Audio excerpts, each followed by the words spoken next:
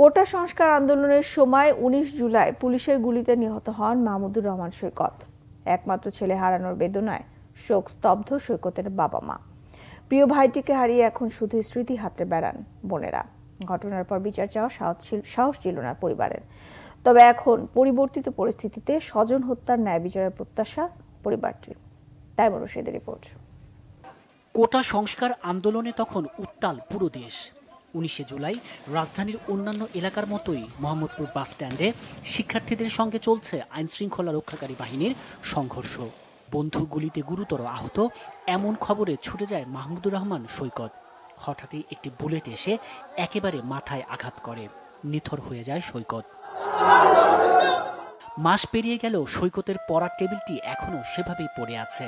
HSC শেষে বিশ্ববিদ্যালয় ভর্তি যুদ্ধের জন্য লড়াই চলছিল। উচ্চতর গণিতের জটিল সব সমীকরণ অনায়াসে কষে ফেললেও নিষ্ঠুর রাজনীতির কাছে হেরে গেছে সৈকত। ৭ কলেজে ভর্তির সুযোগ মিললেও ঘাতকের বুলেট কেড়ে নিয়েছে প্রাণ।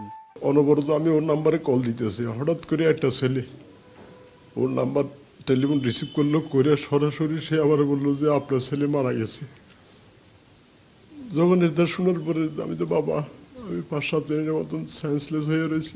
একটা মাত্র ছেলে ছিল আমার, এবং আমার ছেলেটা খুবই লক্ষ্মী ছিল। মহল্লার এমন কোনো লোক নাই যারা এসে আমারে বলে না আপনার ছেলের মতো ছেলে হয় না, কোনোদিন কারোর সাথে মুখ তুলে কথা বলে নাই। মিছিলের সামনে পুলিশ নাকি ওকে বসে টার্গেট করে গুলি করছে।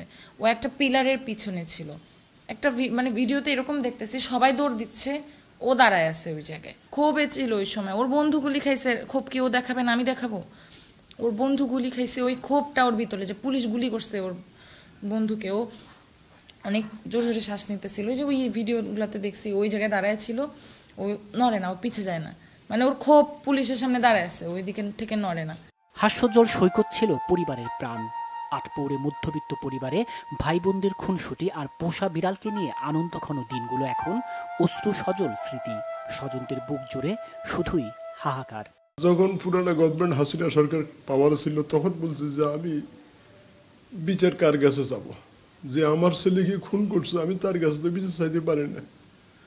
আমি বলছি আমি আল্লাহর কাছে বিচার দিয়ে দিছি ব্যাস। এখন যেহেতু সরকার চেঞ্জ হয়েছে তখন আমি সিদ্ধান্ত নিয়েছি হ্যাঁ আমি এর বিচার চাবো, এবং হয়তো এর বিচার চাইলে আমি বিচার পাইতেও পারি। যে গ্রুপ অফ পিপল আমার ভাইকে মারছে তাদের কাছে আমি বিচার চাবো না, কিন্তু এখন যেহেতু সময় চেঞ্জ হয়েছে, আমাদের নতুন সরকার আসছে, তো এখন অবশ্যই বিচার চাই, 100% বিচার চাই। যে বা যারা এই পুরা ঘটনাটার পিছনে জড়ায় আছে সব প্রত্যেকটা মানুষের বিচার চাই। আর একটি পরিবারকেও যেন অপরাজনীতির শিকার হতে না হয়, এমনটাই প্রত্যাশা সবার।